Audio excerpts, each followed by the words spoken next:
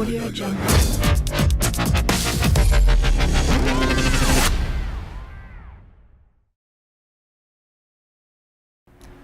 Bonjour, ici Ismaël du Créalab de Repentigny. Aujourd'hui, je vais te présenter des séries pour adolescents qui sont des séries faites pour les adolescents qui n'aiment pas trop lire, qui n'aiment pas vraiment les gros livres et qui seraient à la recherche de petites histoires qui se lisent bien, des histoires accrocheuses qui se lisent une page après l'autre. Alors pourquoi est-ce que je dis que ce sont des séries de livres qui se lisent rapidement? C'est grâce notamment au format. Le format, c'est en général pour une série 13 tomes, des tomes de 30 à 40 pages, petits livres, donc chaque page se lit rapidement. Et le but, c'est que quand tu assembles à la fin tes tomes, ça fait un livre. Maintenant, je vais te présenter certains titres de ces séries-là. Tu as, par exemple, Psy malgré moi, de Marie-Cécile Labrèche.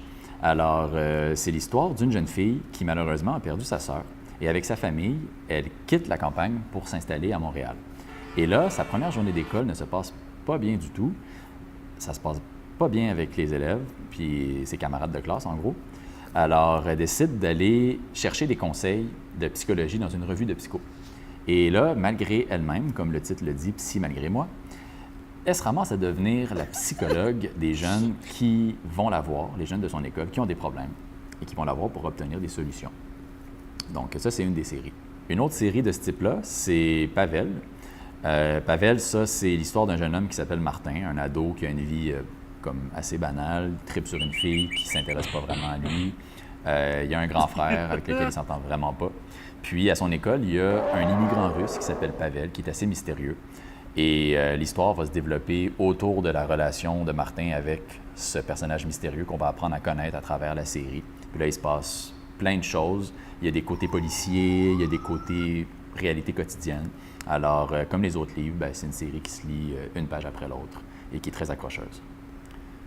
Enfin, une dernière série de ce type-là, c'est les K. Donc, c'est K, c'est comme la lettre K entre parenthèses, par Sophie Bienvenue. Sophie Bienvenue, c'est une auteure que j'aime vraiment, vraiment beaucoup. Une auteure qui écrit des livres pour ados, des livres pour adultes, des livres très réalistes, très, très, très réalistes.